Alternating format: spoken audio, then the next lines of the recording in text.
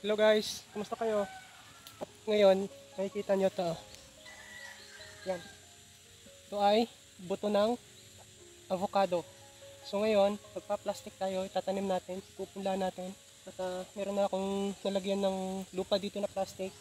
So dito natin ipupunla. At meron na din akong naipunla dito. Ayan o. Itong plastic na ginamit ko. Yan. So yan. May tanim na yan, may punla na yan. Oh. So itong ginamit kong plastic ay yung mga hindi nabuhayan ng lansones. So kinuha ko yung mga patay na tinanim ko dati at yan muna itinanim ko. Avocado muna since meron akong buto na pampunda. So ito na din yung aking lansones. Matatandaan nyo, yan din yung pinunla ko dati. So yan, buhay na sila. Ito mga pinili ko na yan, may mga buhay na yan lahat yan. Nasa 38 ata yan. 38. Tapos, meron din akong, ayan o. Yan yung binili kong langka dati kay Ate Putot.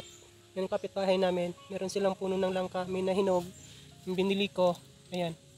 So, yung buto, nipon ko at pinunla ko. Ayan, buhay na. So, ayan, di ba? So, yun lang. At ipupunla ko muna to. Yun lang muna guys. And see you now. Future Vlogs. Bye!